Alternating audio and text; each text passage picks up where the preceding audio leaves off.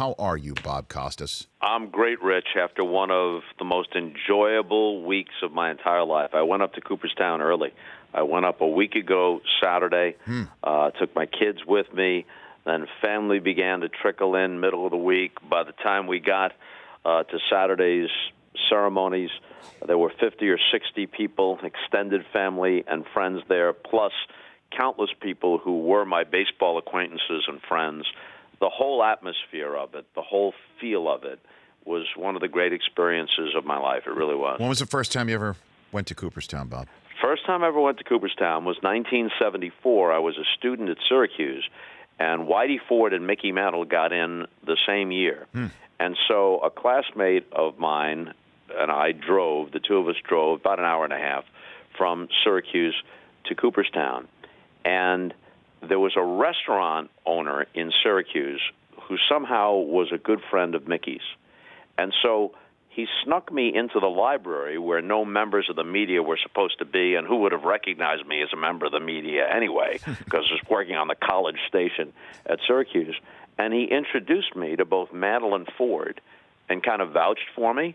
And I interviewed Mickey Mantle and Whitey Ford on the day that they were inducted into the Hall of Fame. So that was my first trip, 1974. What if you told that Newhouse School student that one day you'd be in the same museum enshrined with those guys, Bob? I would have thought that you had lost your mind.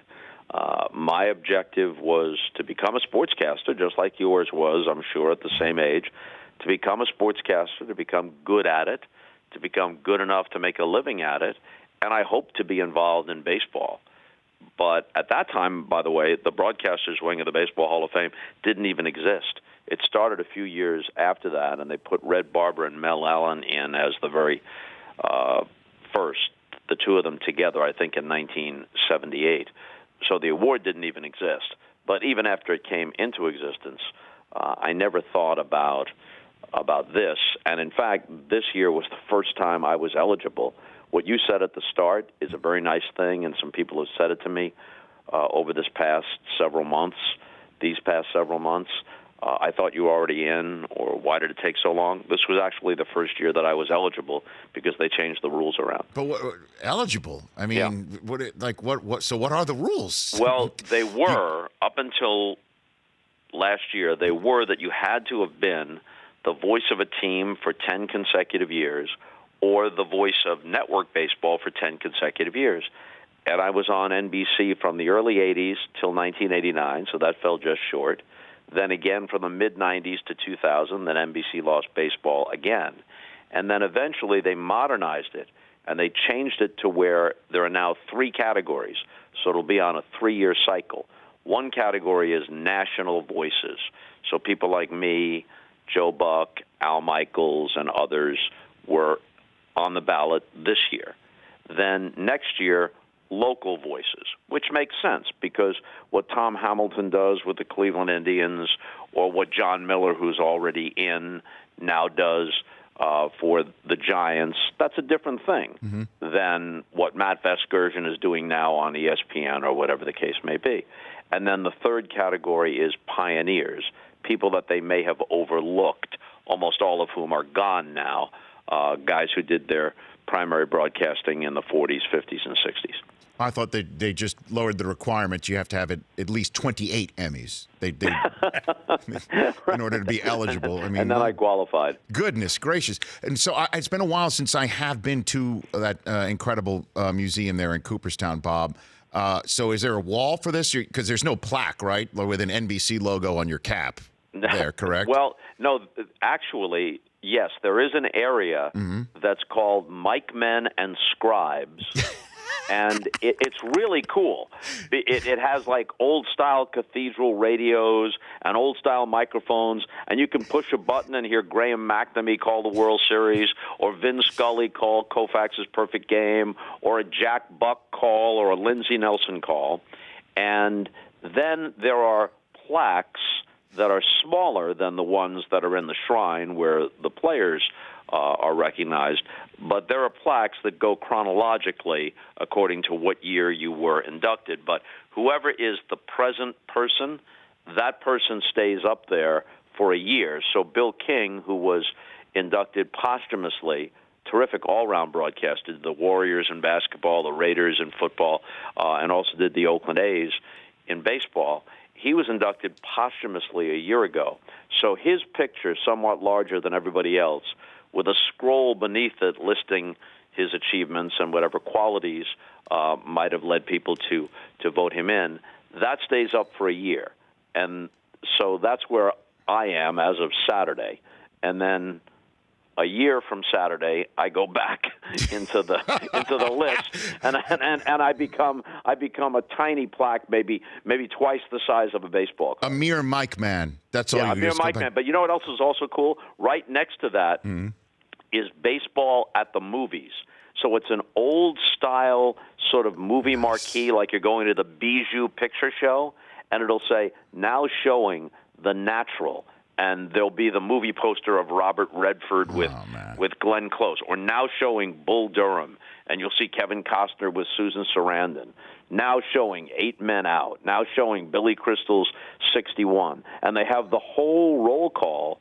And there have been more than 150 movies made, not all of them great, but many of them terrific. More than 150 movies made that had baseball as the central theme. And they're all recognized in some way or another. And it's just very cool. Bob Costas, Mike Mann, Ford C. Frick Award winner here on the Rich Eisen Show. So let's talk about the here and now, Bob, while I got you on the horn. It seems Bryce Harper's not going anywhere, but the fact that it was even considered to send him somewhere, or that Mike Rizzo, the general manager of the Nationals, was on a listening tour of any sort is just remarkable. I'm wondering, why do you think that happened, Bob? Well, 2 reasons. One, they may figure that they cannot meet whatever the ultimate price is going to be, so they had to consider the possibility of getting something in return. 2, he's not having a good season by his standards, not even close. And 3, the Nats are kind of on the bubble. Are they buyers? Are they sellers? Are they in it? Are they out of it? And the truth is, while the Phillies and the Braves have been pleasant surprises, it's not like they're so strong that they can't be caught. And it's very possible that the Nats could reel off 16 out of 20 and be right back there. So Rizzo was in a position where what to do wasn't 100% clear. And something that I haven't heard discussed that much, but I think is certainly a possibility, is since Harper is so young, just in his mid-20s, coming up for free agency so early because he started his career as a teenager, he could sign a 1-year deal with the Nats that would be mutually beneficial and then have a more Bryce Harper-type year and go off and sign his 10-year, $400 million contract with somebody, and that somebody's probably not the Nats, but he gets the springboard of a better season, which would further increase his value, and the Nats get to keep him for 1 more year. Plus, there's still time left in this season for them to make a move. There just seems something off with him in the Nats. I don't know if it's because he's never really had any a consistent management with 5 managers that have gone he's been through, or I don't. It just seems there's something off, and it just doesn't work there. Bob, is that fair to say? Yeah, that may be true. That may be true. He won an MVP.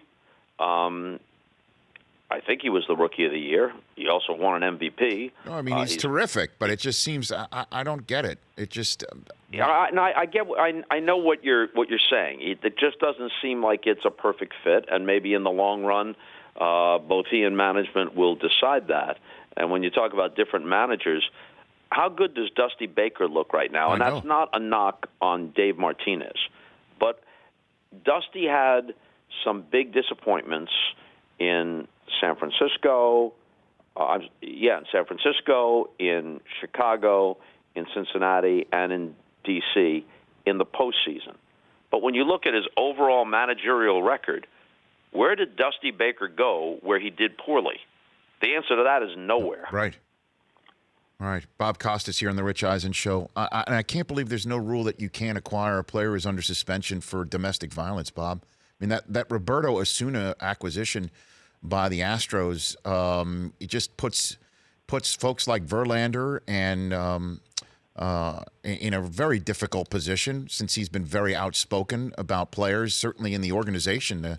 A prospect who got popped for domestic violence on and was seen to have been beating up a woman on tape. He was very vocal about that kid shouldn't be in baseball anymore. Now they're the Astros are just going to take a closer and throw him in the locker room with a suspension.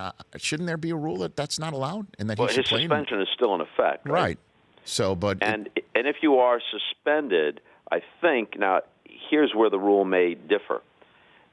If you are, for example, Robinson Cano, if the Mariners make the postseason, is not eligible for the postseason. Right. That's a good rule. If you're suspended during a season for PED use, even if you've served the suspension, you can't play in the postseason, and you're not eligible for All-Star honors or whatever it may be. That makes sense, and they should extend that to other significant offenses, DUIs, domestic abuse. I think that makes sense.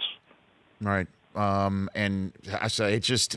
I hope they do that. I hope they do. I don't think, obviously, they won't be able to do it retroactively, but it just puts people in a very difficult spot. Hey, Bob, I just wanted to get you on and say congrats to you into the microphone and say that to you. I sort of hit you with a text. I was kind of sheepish about it because I knew it was probably lots going on in your life. But I'm so thrilled to see you get that honor in Cooperstown. Thanks, Rich. I really appreciate it. I'll see you soon. You bet. You bet. That's Bob Costas of MLB Network, NBC Sports. The Rich Eisen Show, weekdays at noon Eastern on Audience.